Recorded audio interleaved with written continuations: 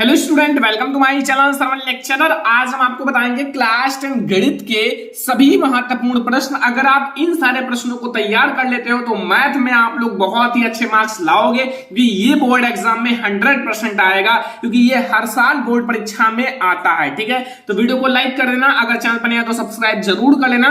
देखो, जैसा कि आपको पता है कि आपके बोर्ड एग्जाम में क्लास में ऑब्जेक्टिव क्वेश्चन बहुत ज्यादा पूछे जाएंगे 20 मार्क्स का। ठीक है, ऑब्जेक्टिव क्वेश्चन बहुत ज्यादा इंपॉर्टेंट है, इसीलिए मैंने वो ऑब्जेक्टिव क्वेश्चंस लाए हैं जो बोर्ड एग्जाम के लिए सबसे ज्यादा इंपॉर्टेंट है और बोर्ड एग्जाम में 100% पूछा जाएगा। ठीक है, तो सारे ऑब्जेक्टिव क्वेश्चंस तैयार कर लेना। सबसे पहला प्रश्न, और हमारे और भी क्वेश्चंस हैं जो बोर्ड एग्जाम के लिए इंपॉर्टेंट है, दीर्घोत्तरीय, लघुत्तरीय सारे। ठीक है, तो किसी धनात्मक पूर्णांक p के लिए प्रत्येक धनात्मक विषम पूर्णांक का रूप होता है। लिखा हुआ है किसी धनात्मक पूर्णांक p के लिए प्रत्येक धनात्मक विषम पूर्णांक का रूप होता है। ऑप्शन नंबर ए है p, ऑप्शन नंबर बी है p+1, सी है 2p and option number D है 2p+1। तो अगर आप लोग जानते हो तो अच्छी बात है, नहीं जानते हो तो समझ जाओ बहुत आसान तरीके से। लिखा हुआ है किसी धनात्मक पूर्णांक p के लिए प्रत्येक धनात्मक विषम पूर्णांक होगा, वो होगा 2p+1। ठीक है, समझ में आ गया? कोई प्रॉब्लम तो नहीं है, इसको आप याद कर लेना। ठीक है, अगर आप लगाना सीखना चाहते हो तो बता दूंगा। ठीक है, अगला देखो, ये बहुत ज्यादा इंपॉर्टेंट क्वेश्चन है। लिखा हुआ है निम्न में से कौन सा सह-अभाज्य संख्याओं का युग्म है। देखो, अगर आप लोगों को सह-अभाज्य संख्याओं को पहचानना है ना, तो सह-अभाज्य संख्याओं को अगर आपको पहचानना है तो सबसे पहले आप इनका HCF निकालो। ठीक है, अगर आप इनका HCF निकालोगे, एक आता है तो वो हमारा सह-अभाज्य संख्याएं होंगी। तो यहाँ ऑप्शन है 14,35, बी ऑप्शन है 18,25, सी ऑप्शन है 31,93 एंड डी ऑप्शन है 32,62। तो अब आप लोग सोच रहे होंगे कि कौन सा ऑप्शन सही हो सकता है, तो HCF निकालना मैंने बता रखा है, निकाल लेना। वैसे मैं आपको बता देता हूं, यहाँ हमारा राइट आंसर होगा 18,25। ठीक है, 18,25। समझ में आया? ये सारे क्वेश्चंस कंप्लीट कर लो, क्योंकि यहां से क्वेश्चंस बहुत ज्यादा इंपॉर्टेंट है बोर्ड एग्जाम के लिए। अगला क्वेश्चन देखते हैं। अगला क्वेश्चन देखो, क्वेश्चन नंबर 3 है कि के किस मान के लिए समीकरण युग्म जो है x - 2y = 3 और 3x + ky = 1 का एक अद्वितीयक हल होता है। ऑप्शन नंबर ए है k = -6, ऑप्शन नंबर बी है k = 0, ऑप्शन नंबर सी है हमारा k ≠ and 0 and option number D है k ≠ -6। तो अब इसको आप कैसे करोगे, मैं आपको बहुत आसान तरीके से बता देता हूं, ताकि आप लोगों को बहुत अच्छे से समझ में आ जाए। ठीक है, कोई प्रॉब्लम नहीं होगा। सबसे पहले यदि निकाय अद्वितीयक हल है, ठीक है, यदि जो है ना, मतलब जो निकाय का अद्वितीयक हल है, यदि पहले बता रखा है ना, तो इसलिए मैं यहां लिख देता हूं क्योंकि ये जानना जरूरी है। निकाय का अद्वितीयक हल है, अद्वितीयक क्या है? हल है। अगर अद्वितीयक हल है तो फिर हमारा क्या होगा, जो यहां आप लोग समझो, यहां जो हमारा देखो, यहां देखो, यहां हमारा क्या है a1, ठीक है, बटे v1, a1 बटे a2, ठीक है।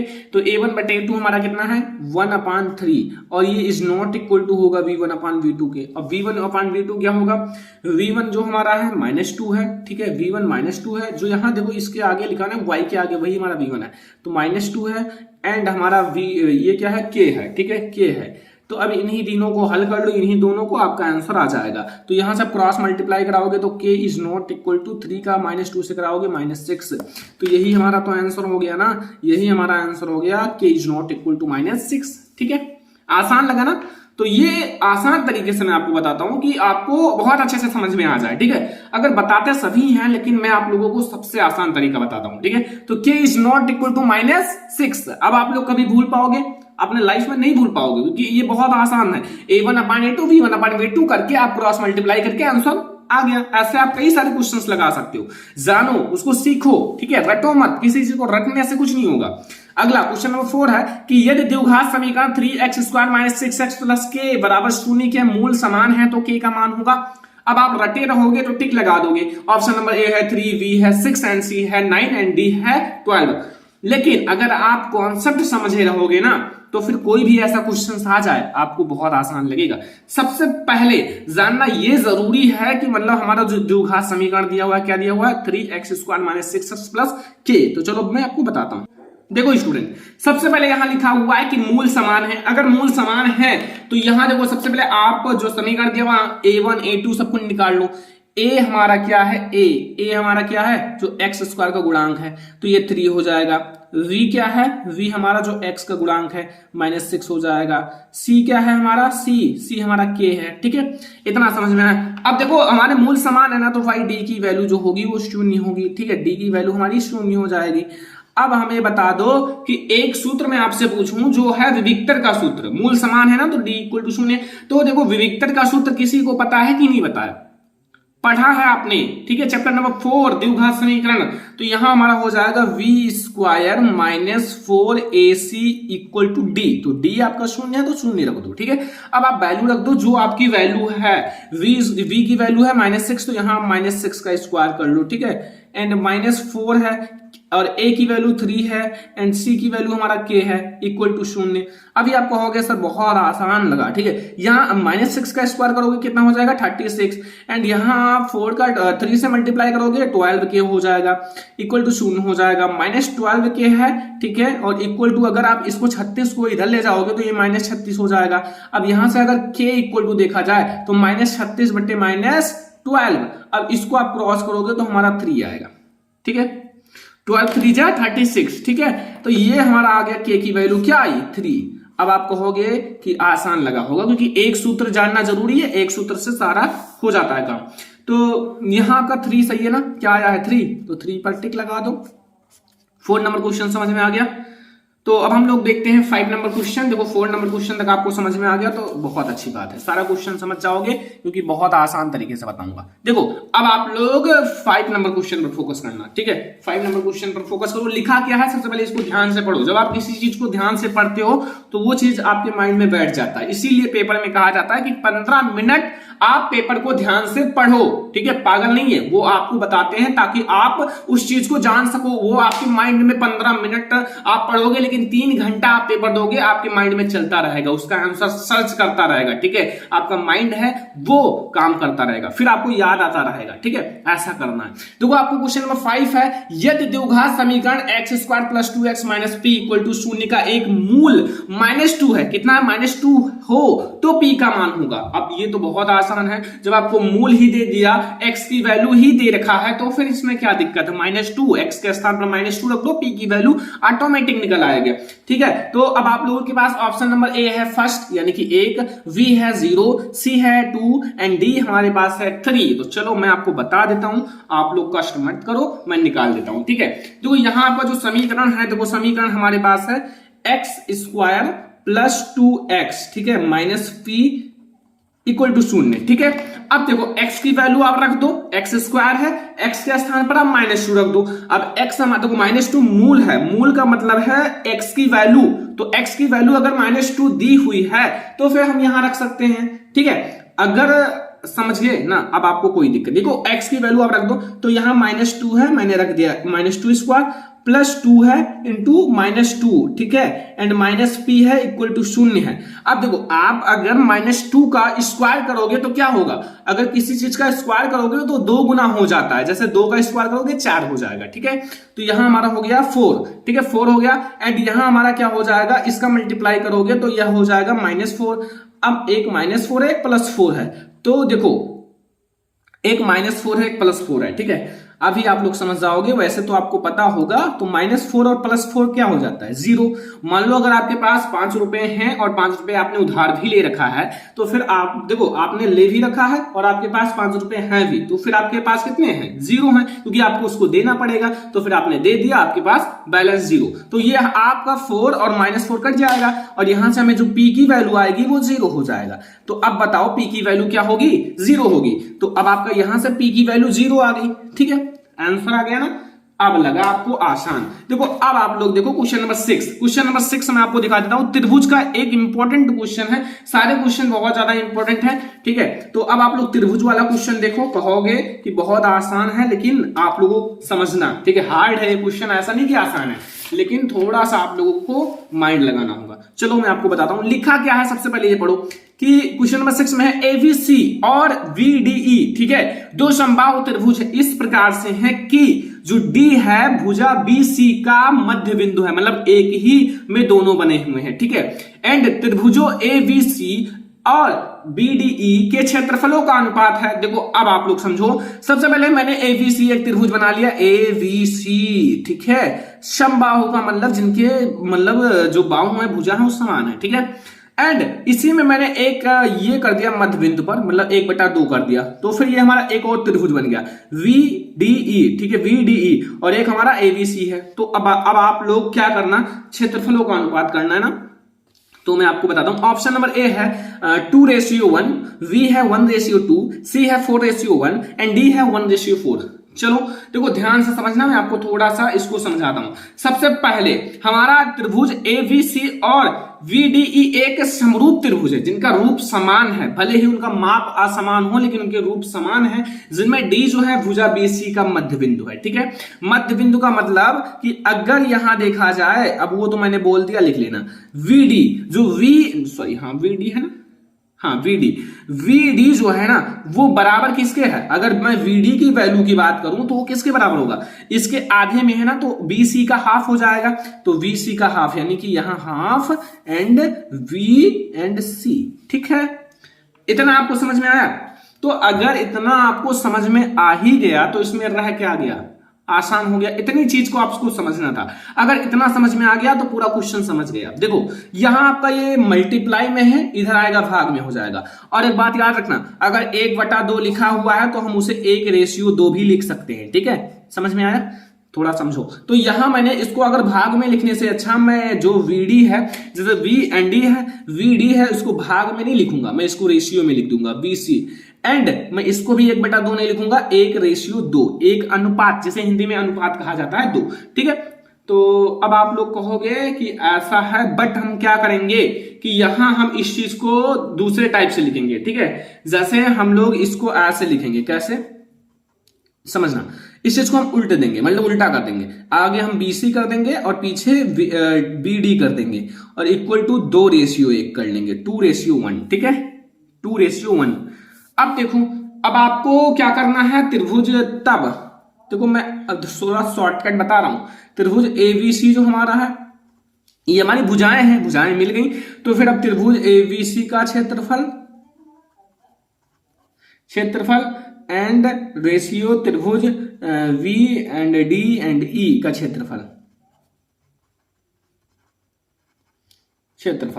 तो ये हमारा देखो VC का मतलब हमारा VC का एक बार वर्ग हो जाएगा। VC क्षेत्रफल का मतलब होता है वर्ग, जैसे अगर किसी चीज का क्षेत्रफल निकालना है तो उसका वर्ग कर लो, यहाँ रेशियो हमारा हो जाएगा V एंड D का स्क्वायर, और ये अगर आप 2 का स्क्वायर करोगे रेशियो 1 का स्क्वायर करोगे तो ये क्षेत्रफल में बदल जाएगा, इक्वल टू हमारा 4:1 हो जाएगा, और ये क्षेत्रफल में बदल जाएगा। मान लो अगर मैं इसको स्क्वायर करता तो 1:4 हो जाता, ठीक है। लेकिन अब ध्यान से समझना, मैंने ऐसा क्यों नहीं किया। देखो बच्चा, अगर देखो हम उस चीज को, जैसे हम क्या करेंगे कि यहां मैंने पहले BC को रखा है, ठीक है, BC भाई बड़ा है, ठीक है, बड़ा है, और इनके बीच में VD है, ठीक है, तो इसलिए मैंने ऐसा रखा है, तो यहां हमारा 4:1 राइट आंसर हो जाएगा, ठीक है। ऑप्शन नंबर कौन सा सही है, C वाला सही है, ठीक है, 4:1। तो अब हम लोग देखेंगे अगला क्वेश्चन। देखो यहां आप लोग देख लो भाई, दूसरा 7वां नंबर क्वेश्चन लिखा हुआ है, 2 आकृतियां जिनके आकार समान हो परंतु आवश्यक रूप से अमाप जो है ना समान ना हो, वो क्या कहलाती है। जो देखो दिखने में समान है लेकिन उनके जो माप है ना, मतलब वो अगर 4 सेंटीमीटर का है तो वो 2 सेंटीमीटर का है, ये माप समान नहीं है, तो वो क्या कहलाती हैं, सर्वांगसम आकृतियां, या फिर आप लोगों का दूसरा ऑप्शन है समान आकृतियां, तीसरा है समरूप आकृतियां, और डी है हमारा सममित आकृतियां। देखो सम मतलब समान और रूप मतलब रूप, मतलब समरूप, ठीक है। समरूप का मतलब होता है जो दिखने में समान हो, माप वाप का कोई दिक्कत नहीं, वो भिन्न हो कोई दिक्कत नहीं, तो वो हमारा होती है बच्चों समरूप आकृतियां। तो वो हमारा हो गई समरूप आकृतियां, ठीक है। समरूप आकृतियां समझ में आया, अब आपको कोई प्रॉब्लम नहीं होगा। अब हम लोग देखते हैं अगला क्वेश्चन, सारा क्वेश्चन समझ के जाओ, फिर आप कहना बोर्ड एग्जाम में 100% आएगा। देखो लिखा हुआ है बिंदुओं 5,0 और -12,0 के बीच की दूरी क्या होगी। दूरी का फार्मूला लगाओ, आंसर निकल आएगा। जैसे आपके पास ऑप्शन नंबर ए है 5 V है 7, C है 13 एंड D है 17। तो चलो मैं आप लोगों को थोड़ा सा इसका कॉन्सेप्ट समझाता हूं, ठीक है। सबसे पहले किसी बच्चे को पता है, किसी बच्चा पार्टी को पता है कि दूरी का फार्मूला क्या होता है। जो बीच की दूरी अगर याद करना हो, निर्देशांक ज्योमेट्री का है, सारे को पता होगा क्योंकि मैंने पढ़ा रखा है, ठीक है। तो अगर आपको पता है तो अच्छी बात है, नहीं पता है तो पता अभी चल जाएगा। देखो डी जो होता है ना, डी मतलब होता है डिस्टेंस, डिस्टेंस मतलब होता है दूरी, ठीक है। वो हमारा फार्मूला होता है, देखो x1 माइनस x2 का स्क्वायर कर लेना, ठीक है, और plus y1 and plus sorry minus करना, बीच में माइनस रहेगा, y2 का स्क्वायर, ठीक है। ये हमने माइनस कर दिया, ये प्लस, बीच में प्लस रहेगा और यहां माइनस रहेगा बीच बीच में, ठीक है। अब देखो बस वैल्यू रख दो, यहां हमारा ये x1 है, ये x2 है, ठीक है। तो d हमारा देखो हमारा यहां क्या हो जाएगा, x1 हमारा कितना है 5 और x2 क्या है, यहां माइनस है और ये माइनस मिलकर प्लस हो जाएगा, 12 का स्क्वायर, ये प्लस है, ये 0 रहेगा, ये 0 रहेगा स्क्वायर, ठीक है। बीच की दूरी आसान लग रहा होगा 17, इसको जोड़ लो, 12×17 इक्वल टू हमारा अंडर रूट हटाओगे तो ये स्क्वायर हट जाएगा और ये हो जाएगा इतना इकाई, ठीक है। तो हमारा यहां जो सही हो जाएगा वो है 17, क्या सही हो जाएगा 17, ठीक है। चलो अब आपको कोई दिक्कत नहीं होगा। अब हम लोग देखेंगे क्वेश्चन नंबर 9। क्वेश्चन नंबर 9 के लिए आप लोगों को थोड़ा सा फार्मूला जानना पड़ेगा, ठीक है। कोई बहुत ज्यादा विशेष फार्मूला नहीं है, लेकिन फिर भी थोड़ा सा आप लोग समझ लेना। देखो यहां आप लोगों का है, उस जो त्रिभुज है, त्रिभुज का केंद्रक निम्न में से है, जैसे उस त्रिभुज का केंद्रक निम्न में से है जिनके शीर्ष जो हैं 7,5 है, एंड 5,7 है और -3,-3 है।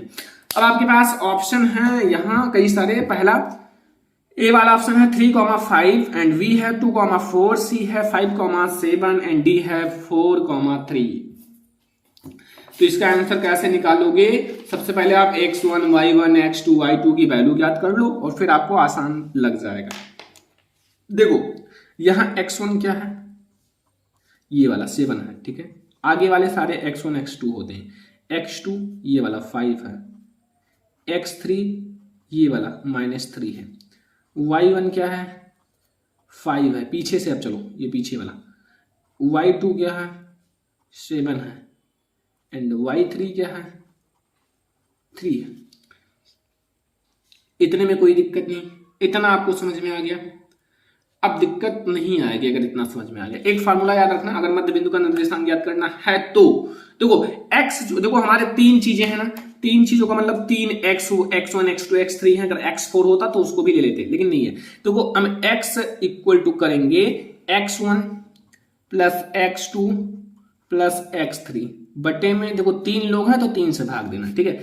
तो अब क्या करोगे, सारे की वैल्यू रख दो। हमारा 7 है प्लस 5 है एंड प्लस माइनस 3 है बटे में 3 है। इसको आप जोड़ लो, ये हमारा 12 हो जाएगा, 12 में से 3 जाएंगे तो हमारा 9 हो जाएगा, ठीक है।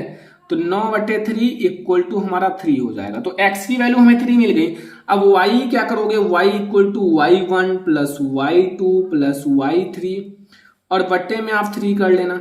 फिर आप y की वैल्यू रख दो, 5 प्लस 7 प्लस 3/3। तो वो 3 लोग हैं तो 3 से कर नीचे 3 लगाना, ठीक है। अब ये हो जाएगा 7 5 कितना होता है एंड 3, ठीक है। तो हमारा 15 हो जाएगा बट्टे में 3 एंड यहां हो जाएगा 5। तो ये हमारा केंद्रक का निर्देशांक जो होगा 3,5 हो जाएगा। पहले x रखना फिर y रखना, ठीक है। तो ये हमारा हो गया बच्चा पार्टी, ये वाला। तो 3,5 जो भी ऑप्शन है लगा दो, ये वाला ऑप्शन सही है, ठीक है, ए वाला ऑप्शन। अगला क्वेश्चन देखो, यहां अगला क्वेश्चन हमारे पास है। आप लोगों का जो मतलब क्वेश्चन है बहुत ज्यादा इंपॉर्टेंट है। ये भी देखो लिखा हुआ है 2 tan 30 डिग्री बटे 1 प्लस tan स्क्वायर 30 डिग्री बराबर है। ऑप्शन नंबर ए है साइन 60 डिग्री, ठीक है। Option number A sine 60 degree, B है cos 60 डिग्री एंड सी है tan 60 डिग्री एंड डी है साइन 30 डिग्री। तो इसको सॉल्व करना है तो tan 30 डिग्री की वैल्यू पता होना चाहिए। तो यहां मैं आपको लगाता हूं। देखो इसके लिए सबसे पहले आप क्या करो कि इसको आप नोट कर लो, 2 tan 30 डिग्री बटे में 1 प्लस tan स्क्वायर 30 डिग्री, ठीक है। अब देखो यहां आप वैल्यू रख दो, 2 × 1/√3 एंड बटे में 1 प्लस एंड इसका भी वैल्यू 1/√3 ही होगा, 30 डिग्री दोनों है स्क्वायर। और यहाँ बराबर रखो 2 बटे में √3 और इसको आप 1 + 1/3। अब इसको आप लिख सकते हो 2/√3 बटे में ये आप 3 एकम 3 1 4/3, ठीक है। इसको आप मल्टीप्लाई बाहर का अंदर से, ठीक है। तो यहाँ आपका हो जाएगा कितना, इसका मल्टीप्लाई 2 करोगे, ठीक है, 2 हो जाएगा बटे √3 हो जाएगा इंटू ये ऊपर जाएगा 3/4, 2 का 2 बार ले जाओगे और एक रूट से ये रूट हो जाएगा, ये कट जाएगा, तो ये √3/2 यही हमारा आंसर हो जाएगा। और √3 जो इन तीनों चारों में से ऑप्शन sin 60 डिग्री का मान होता है, sin 60 डिग्री का, तो यहाँ sin 60 डिग्री हमारा सही हो जाएगा, ठीक है, sin 60 डिग्री सही हो जाएगा। अगला question, sin 2a = 2 sin a का सत्य है जो a बराबर है, ठीक है। a बराबर आपको याद करना है ना, तो a बराबर वो क्या होगा, चलो मैं आपको बताता हूं a बराबर आपका क्या होगा। ऑप्शन हमारे पास है 0 डिग्री, b है 30 डिग्री, c है 45 डिग्री एंड हमारा 60 डिग्री, d है 60 डिग्री, ठीक है। तो बच्चा पार्टी अगर मैं आपको बताऊं तो अगर आप a का मान 0 डिग्री ही रखोगे तभी सत्य होगा। मान लो आपने 0 डिग्री रखा, ठीक है, a का मान 0 डिग्री रखा और उनका वैल्यू 0 होगा, तो यहाँ अगर sin 2a के स्थान पर 2 sin a के स्थान पर a का मान 0 रख दोगे, यहाँ 2a के स्थान पर 0, तो 2 0 से मल्टीप्लाई होगा 0 हो जाएगा, यहाँ आपका 0 से मल्टीप्लाई होगा 0 हो जाएगा, तो आप 0 रख देना, और कुछ रखोगे तो बराबर नहीं होगा, ठीक है, तो 0 रख देना, ठीक है।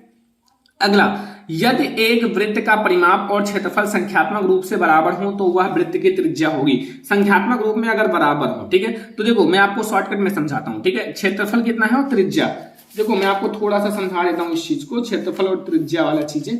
देखो मैं आपको, देखो क्षेत्रफल का फॉर्मूला क्या होता है त्रिज्या का, ठीक है। तो यहाँ हमारा जो त्रिज्या r है और हमारा परिमाप का फार्मूला, देखो परिमाप और ये बराबर है, ठीक है। परिमाप हमारा होता है 2πr, ठीक है, परिमाप 2πr एंड हमारा क्षेत्रफल होता है πr²। तो यहाँ से पाई से पाई कट जाएगा ये, और यहाँ से एक r से एक r कट जाएगा, r की वैल्यू 2 आएगी, ठीक है। तो यहाँ हमारा 2 सही हो जाएगा, लगा लेना, बहुत आसान है। अगला क्वेश्चन देखो, अगला क्वेश्चन आप लोगों के सामने आ गया, लिखा हुआ है एक ठोस को एक आकृति से दूसरी आकृति में रूपांतरित करने पर नई आकृति का आयतन होगा। ऑप्शन नंबर ए है बढ़ेगा, बी घटेगा, या पहले के समान या 2 गुना। देखो एक चीज को दूसरी चीज में परिवर्तित करोगे तो भाई पहले का इतना ही होगा ना, मतलब ना कुछ आपने निकाला ना कुछ आपने उसमें और लगाया, तो फिर पहले के समान ही रहेगा। अगला, निम्न में से कौन सी एक केंद्रीय प्रवृत्ति की माप नहीं है, तो वो हमारा है मानक विचलन।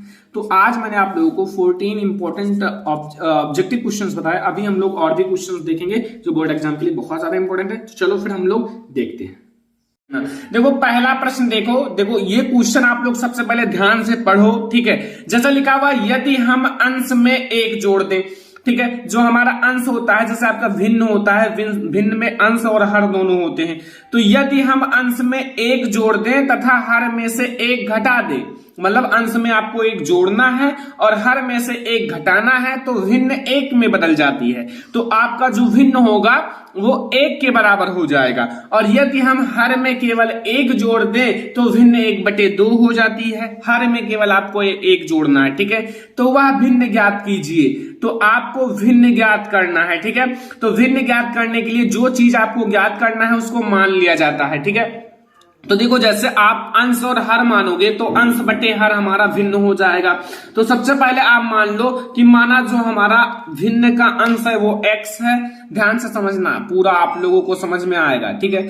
देखो आप लोग अंश और हर को मान लीजिए, तो माना जो हमारा भिन्न है, भिन्न का अंश मानते हैं, ठीक है, भिन्न का अंश, ठीक है, भिन्न का अंश को क्या मानेंगे, भिन्न को अंश को x मान लो, ठीक है, तथा हर को आप y मान लो, तथा हर हमारा क्या होगा y है।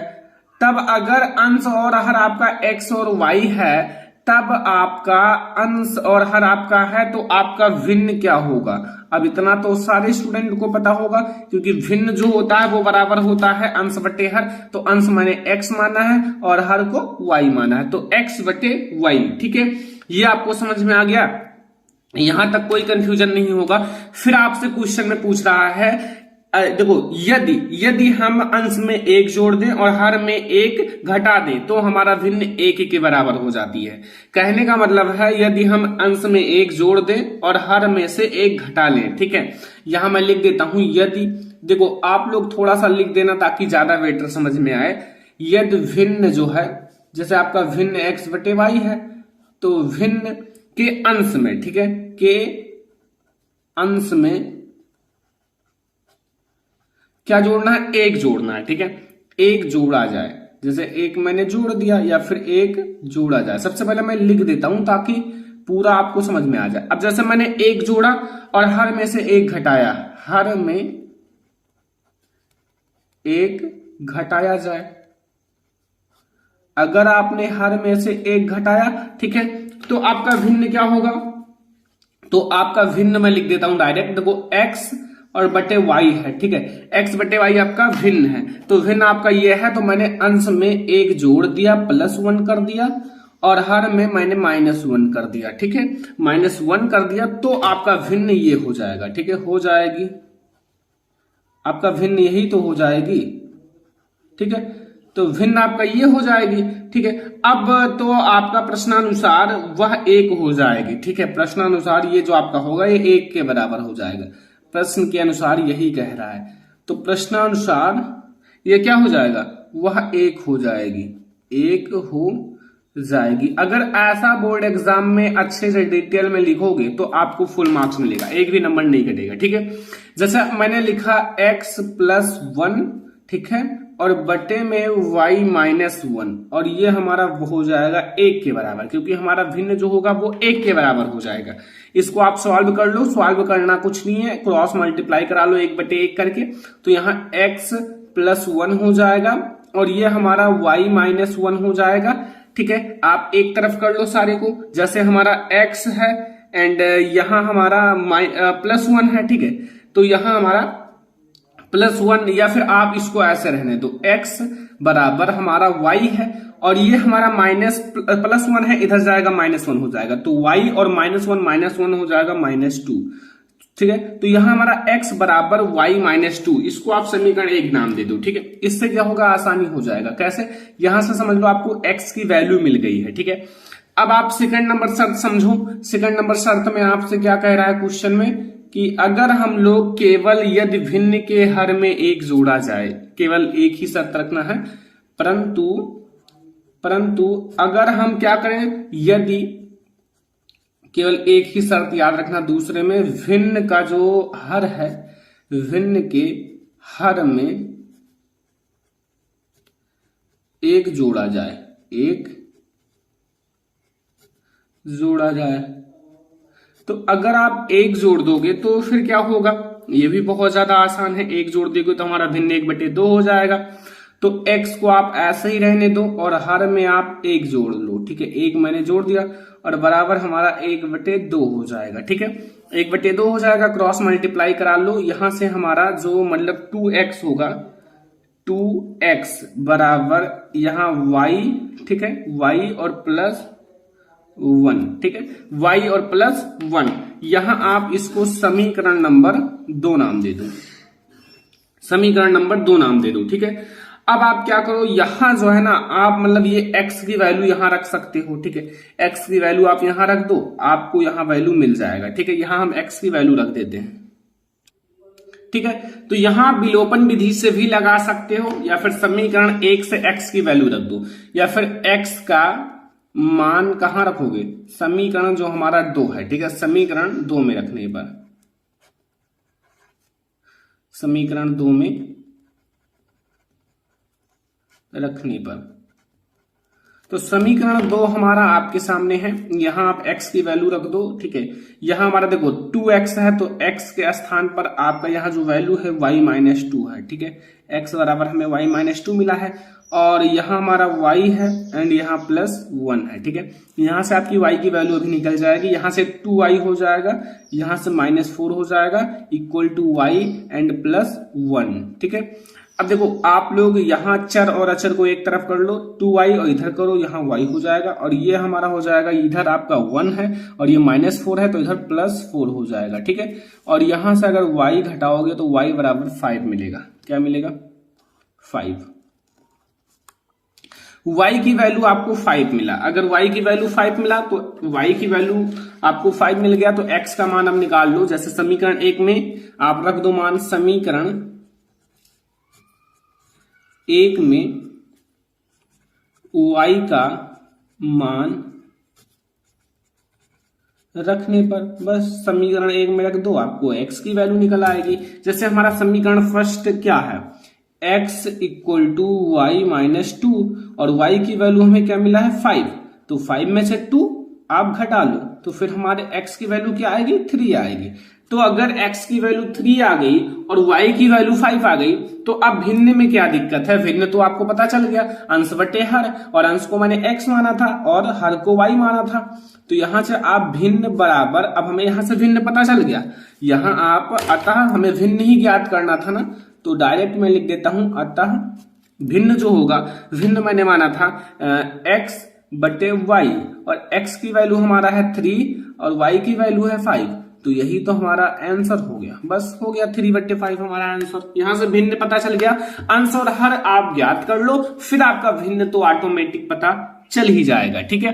तो ये हमारा है क्वेश्चन नंबर फर्स्ट, जो बोर्ड एग्जाम के लिए मोस्ट इंपोर्टेंट है, आपको तैयार करके ही बोर्ड एग्जाम में जाना है। चलो देखते हैं क्वेश्चन नंबर सेकेंड। तो ये क्वेश्चन बोर्ड एग्जाम के लिए मोस्ट इंपोर्टेंट है, लेकिन अगर बोर्ड एग्जाम में आएगा तो ये 7 नंबर में पूछा जाएगा, लॉन्ग क्वेश्चन है, ठीक है। ध्यान रखना क्योंकि ये क्वेश्चन बहुत ज्यादा इंपॉर्टेंट है। लिखा हुआ एक रेलगाड़ी जो है एक समान चाल से 360 किलोमीटर, ठीक है, 360 किलोमीटर की दूरी, मतलब 360 किलोमीटर की दूरी तय करती है, ठीक है। यदि यह चाल 5 किलोमीटर प्रति घंटा, मतलब 1 घंटे में 5 किलोमीटर, ठीक है, अधिक होती है। अगर एक मतलब 5 किलोमीटर प्रति घंटा हम अधिक कर दें, अधिक होती, तो उसी यात्रा को करने में 1 घंटा कम समय लगता, 1 घंटा कम समय लगता या कम समय लेती, ठीक है। तो रेलगाड़ी की चाल ज्ञात कीजिए, आपको यहां रेलगाड़ी की चाल ज्ञात करनी है। तो जो चीज आपको ज्ञात करना है सबसे पहले उसको आप मान लीजिए, ठीक है। जैसे आपको चाल ज्ञात करना है तो सबसे पहले आप चाल को मान लीजिए, माना रेलगाड़ी की चाल x किलोमीटर प्रति घंटा है, ठीक है। तो यहां अब आप लोग समझो, अभी आप लोगों को बहुत अच्छे से समझ में आ जाएगा, लॉन्ग क्वेश्चन है, ध्यान से समझना। देखो यहां हम लोग सबसे पहले मानेंगे, माना जो रेलगाड़ी की चाल है,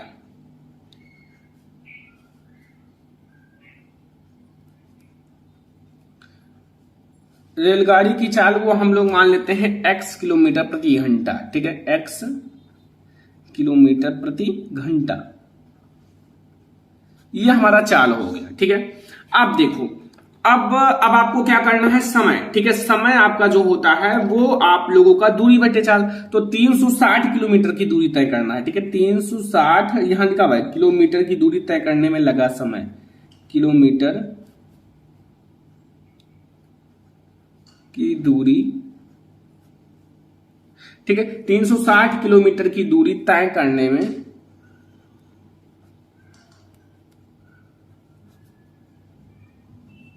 लगा समय, ठीक है। समय आप लोगों का, पहले आपका दूरी है 360 और चाल हमारा है x, घंटा लिख देना, ठीक है, क्योंकि मात्रक है, बस। तो ये आप लोगों का यहां से समझ में आ गया, ठीक है।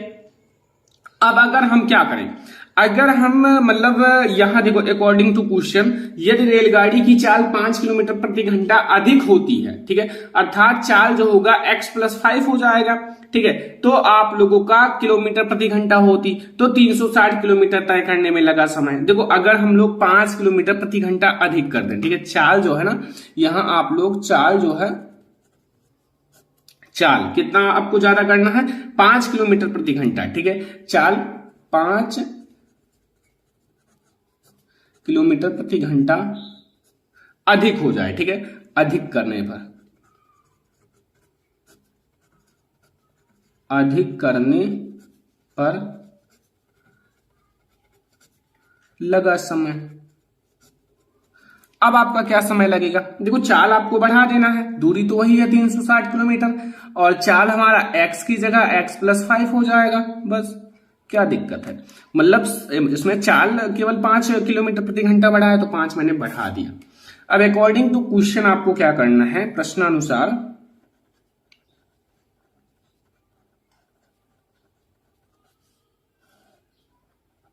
ठीक है, प्रश्न के अनुसार आपको मतलब जो आपका ये है, ठीक है, जो आपका 360 किलोमीटर चलने में लगा समय, ठीक है, पहले नहीं बढ़ाया गया था, उसको लेना है। ठीक है, जैसे आपका जब आप 360, ठीक है, 360 बटे x, ठीक है, इसमें से आपने जो चाल बढ़ाया है उसको घटाओगे, 360 बटे x+5, ठीक है, तो कितना समय लगता है, तो देख लो यहां 1 घंटा, ठीक है, 1 घंटा कम समय लेता है, तो इसमें से इतना माइनस करोगे तो बराबर, देखो कम समय कह रहा है इसीलिए मैंने यहां माइनस करा है। ठीक है, माइनस करोगे तो 1 घंटा कम समय लेगा, बस इसी चीज को आप सॉल्व कर लो, आपका आंसर आ जाएगा। एक समीकरण मिलेगा, पहले देखो इसका एलसीएम जो होगा वो क्या होगा, वो वही होगा x और x+5, ठीक है। अब देखो ध्यान से, यहां आपका x है तो यहां आपका कितना हो जाएगा, यहां आपका 360x हो जाएगा। देखो एक बार x में मल्टीप्लाई होगा, एक बार 5 में मल्टीप्लाई होगा, तो 5 में होगा तो 360 का जब 5 में होगा 1800 हो जाएगा, ठीक है, और इसका तो इससे ही होगा 360 माइनस में x हो जाएगा। ठीक है, इतना समझ में आया, बराबर हमारा 1 हो जाएगा। यहां तक आपको क्लियर हो गया, ये हमारा माइनस में है या प्लस में है, कट जाएगा। ठीक है, तो ये हमारा कितना हो जाएगा 1800, तो ये हमारा 1800 हो गया, और इसको आप मल्टीप्लाई करोगे तो ये हमारा x² और प्लस 5x इक्वल टू 1। ठीक है, अब इसको आप एक फैक्टर बना लो, एक समीकरण बना लो, लाइक जहां क्रॉस मल्टीप्लाई कराओगे तो x² plus 5x equal to 1800। अब आप क्या करोगे, इसको आप x² प्लस 5x और माइनस 1800 कर लो, ठीक है, और बराबर 0 कर लो। अब देखो अगर आप इसका फैक्टर नहीं बना सकते हो, अगर मान लो आपको नहीं आता है, तो आप एक सूत्र याद रखना जो कि है श्रीधराचार्य जी का, उस पर आप लगाना, ठीक है, जो कि आपको पता होगा x equal to minus B plus minus √b² minus 4ac बटे 2a। ठीक है, तो यहां आप लोगों का ये तो एक द्विघात समीकरण है ही, तो अब आप लोग क्या करोगे, यहां से आप a, जैसे आप लोग सूत्र तो याद ही है, तब आप लोग सूत्र याद रखना, सूत्र तो आप लोगों को याद ही होगा। यहां x इक्वल टू हमारा हो जाएगा, ये कॉमा लगा देना, ठीक है, बराबर नहीं comma, x equal to minus B plus minus √b² minus 4ac, ठीक है, ये 4ac है, और बटे में हमारा हो जाएगा 2a, ठीक है। अब यहां आपका ये समीकरण है, यहां से a क्या है सभी को पता होगा, x² के आगे गुणांक 1 है, यानी कि कुछ नहीं है तो 1 मान लिया जाता है। b हमारा क्या है, v हमारा x के आगे गुणांक 5 है तो 5 हो जाएगा। c हमारा क्या है, c हमारा देखो प्लस माइनस में है ना, ये माइनस में, तो माइनस 1800 है। ठीक है, तो इतना आपको पता चल गया। ठीक है, और अब हम क्या करेंगे, वैल्यू रख देंगे। देखो माइनस v यानी कि -5 प्लस माइनस b² की वैल्यू क्या है, b² की वैल्यू हमारा 5 है तो 5 का स्क्वायर कर लो, एंड -4 इंटू a की वैल्यू तो एक ही है, इंटू c की वैल्यू हमारा माइनस में है, ठीक है, माइनस 1800, और बटे 2a a की वैल्यू हमारा कितना है, a की वैल्यू हमारा है 1, बस।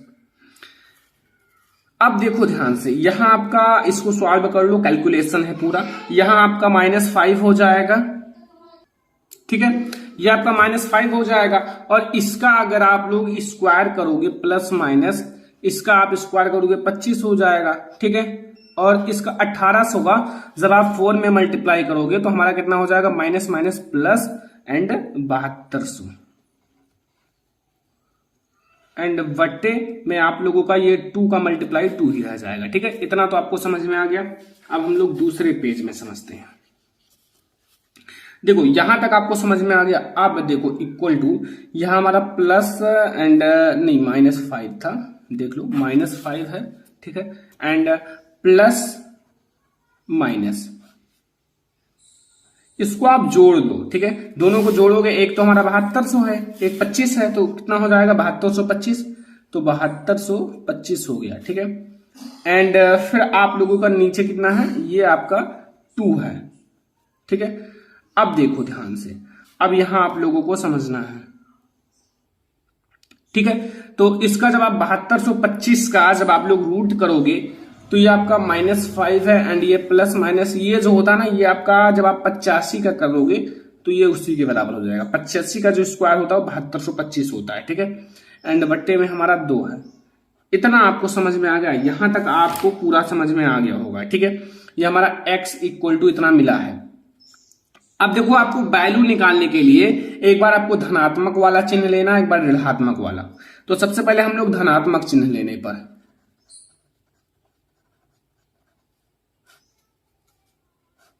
धनात्मक चिन्ह लेने पर, ठीक है। धनात्मक चिन्ह एक बार लो, एक बार ऋणात्मक चिन्ह, फिर आपकी वैल्यू आ जाएगी। यहां से x इक्वल टू देखो -5, एक बार आपको प्लस वाला लेना है, 85 बटे में 2, इसको आप घटाओगे तो फिर आपका 80 हो जाएगा बटे में 2 और इक्वल टू 40, यानी कि हमारी वैल्यू 40 आई, ठीक है। ये हमारा 40 आ गया। अब एक बार आपको ऋणात्मक चिन्ह लेना है,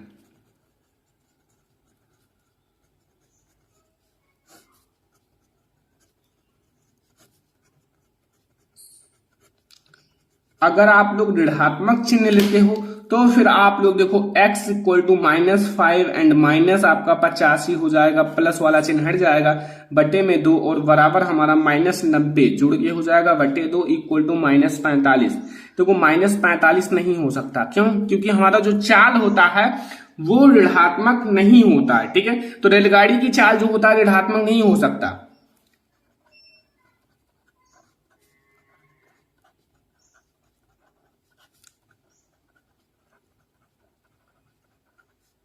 ऋणात्मक नहीं हो सकता है। अगर ऋणात्मक नहीं हो सकता है तब हमारा जो होगा ना वो क्या होगा, तब हमारा x बराबर 40 आंसर हो जाएगा, सॉरी 40 आंसर हो जाएगा। लास्ट में मैं लिख देता हूं, अतः रेलगाड़ी की चाल जो धनात्मक है वही मान्य होगा। रेलगाड़ी की चाल कितना आया आपके पास, 40 किलोमीटर प्रति घंटा, 40 किलोमीटर प्रति घंटा। इतना लॉन्ग आपको क्वेश्चन ये लगाना होगा, तब आपको फुल नंबर मिलेगा, ठीक है। तो ये आप लोगों को बहुत अच्छे से समझ में आ गया होगा, पूरा क्वेश्चन आप लोगों को समझ में आ गया होगा। अब हमारा एक हाइट एंड डिस्टेंस का क्वेश्चन है जो कि बोर्ड एग्जाम के लिए बहुत ज्यादा इंपॉर्टेंट है, ठीक है। आप लोगों को तैयार कर लेना है, बोर्ड एग्जाम की दृष्टि से बहुत ज्यादा इंपॉर्टेंट है। देखो लिखा हुआ है, एक मीनार के पाद बिंदु से एक भवन के शिखर का उन्नयन कोण 30 डिग्री है और भवन के पाद बिंदु से मीनार के शिखर का उन्नयन कोण 60 डिग्री है। यदि मीनार 50 मीटर ऊंची है तो भवन की ऊंचाई ज्ञात कीजिए। आपको यहां भवन की ऊंचाई ज्ञात करना है, ठीक है। देखो ध्यान से समझना, इसके लिए फिगर बहुत ज्यादा इंपॉर्टेंट है। फिगर देखो लिखा है, एक मीनार के पाद बिंदु से, जो मीनार का पाद बिंदु के एक भवन के शिखर का उन्नयन कोण 30 डिग्री है और भवन के पाद बिंदु से मीनार के शिखर का उन्नयन कोण 60 डिग्री है। यदि मीनार 50 मीटर ऊंचा हो, ठीक है। मीनार कितना ऊंचा है, 50 मीटर, तो 50 मीटर आप लोग ऊंचा मीनार बनाइए, फिर उससे छोटा आप लोगों को भवन बनाना है, ठीक है। उससे छोटा भवन बनाना है, ठीक है। सबसे पहले आप 50 मीटर ऊंचा भवन मीनार बना लीजिए, ठीक है। ये आपका 50 मीटर ऊंचा मैंने मीनार बना लिया और इसको मैं नाम दे देता हूं A एंड V। ध्यान से समझना, देखो एक एक प्रोसेस को समझो। जैसे मैंने इसका नाम तुरंत दे दिया A और V और ये 50 मीटर है। ऐसा नहीं कि आप बाद में दो, आप एक एक लाइन खींचो। हाइट एंड डिस्टेंस का यही आपका अच्छा रूल है कि एक एक चीज को समझो। मैंने ये बना लिया और इसी के सामने एक भवन भी बनाना है। मैंने ये समझ लो भवन बना लिया छोटा सा, इसके सामने छोटा भवन बनाना है, ठीक है। और इसको भी मैं नाम दे देता हूं, नाम साथ में दिया करो, लिख दिया करो C&D, और इसको मैं मान लेता हूं x मीटर। देखो इसको हमें ज्ञात करना है तो इसको मान लेना है। यह हमारा x मीटर हो गया। धरातल को एक दूसरे से मिला दो कि ये धरती है ये। अब क्या करना है, अब क्वेश्चन में समझो क्या कह रहा है। मैंने मीनार ये बना लिया। अब देखो यहां एक पाद बिंदु से एक भवन के शिखर का, मतलब मीनार के पाद बिंदु से भवन के शिखर का उन्नयन कोण 30 डिग्री है। मतलब जो मीनार का पाद बिंदु है वहां से भवन का शिखर का, ठीक है। तो यहां से मैं मीनार का ये नीचे वाला पाद बिंदु होता है और ये शिखर होता है। तो मीनार के पाद बिंदु से हमें लेना है भवन का शिखर। तो ये मैं ले लेता हूं, इसमें तो कुछ है नहीं बहुत ज्यादा हार्ड, ठीक है। यहां आपको मिलाना है। अब इसका जो उन्नयन कोण है वो कितना है 30 डिग्री, ठीक है। 30 डिग्री है तो 30 डिग्री लिख दो ये। और फिर आप लोगों को लेना है जो कि इसको मिलाना है, किसको, आपको जो भवन का पाद बिंदु का मीनार के शिखर से। तो हमारा ये भवन का पाद बिंदु हो गया और ये मीनार का शिखर हो गया ये। और इसका जो कोण है वो कितना है, वो हमारा 60 डिग्री है। कितना है 60 डिग्री। अब आपको फिगर तो भैया कंप्लीट हो गया काफी ज्यादा आसान तरीके से। अब यहां देखो मैंने एक एक पॉइंट को लिख दिया है। माना AV एक मीनार है, यहां देखो A एंड V क्या है, एक मीनार है ना, वो मैंने लिख दिया है, जिसकी ऊंचाई 50 मीटर है जो कि पता है सबको। एंड मीनार के पाद बिंदु से V से एक भवन CD की चोटी का D का उन्नयन कोण 30 डिग्री है। D का उन्नयन कोण 30 डिग्री है पता है। जबकि भवन के आधार बिंदु से C मीनार की चोटी A का उन्नयन कोण 60 डिग्री है। मीनार के आधार V से भवन के आधार C की BC है। एंड माना भवन की ऊंचाई CD equal to x metre. इसको मैंने x मान लिया, इसी को हमें ज्ञात करना है। तो अब हम लोग एक एक त्रिभुज को लेंगे, ठीक है। सबसे पहले समकोण त्रिभुज ABC। सबसे पहले हम लोग क्या लेंगे, समकोण त्रिभुज ABC में, ठीक है। अब ABC में हम क्या करेंगे, सबसे पहले आप लोग ध्यान से समझना, ABC यहां अब आप लोग देखो, यहां हमारा ये लंब दिया हुआ है, ठीक है, लंब दिया हुआ है। तो अब हम लोग क्या करेंगे, लंब और BC आधार, ठीक है। देखो आधार आप ज्ञात कर लेना, लंब आपको दिया ही है। तो हम लोग क्या करेंगे, यहां करेंगे tan, जो आपका tan C equal to tan C। देखो C आपका कोण है यहां, ठीक है, इसलिए मैंने लिया ये कोण है। tan C इक्वल टू हमारा देखो AV यानी कि AV बटे BC। आप कहोगे सर ये कहां से आ गया, देखो tan जो होता है वो लंब बटे आधार के बराबर होता है। तो लंब हमारा AV है और आधार हमारा BC है, ठीक है। बस यही तो मैं आपको बता रहा हूं। तो कोण हमारा कितना दिया हुआ है tan C। tan C हमारा कोण कितना है, कोण हमारा जो है वो 60 डिग्री है।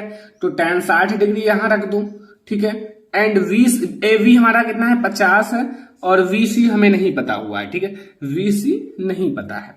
देखो 60 डिग्री की जो वैल्यू होती है वो कितनी होती है, वो होती है √3। तो √3 इक्वल टू 50 और बटे में VC। अगर यहां से VC इक्वल टू देखा जाए V एंड C, तो वो हमारा होगा 50 बटे √3 मीटर, ठीक है। ये आपको एक वैल्यू पता चला। अभी हमने एक समकोण त्रिभुज लिया है, अब आपको पुनः दूसरा समकोण त्रिभुज लेना है। पुनः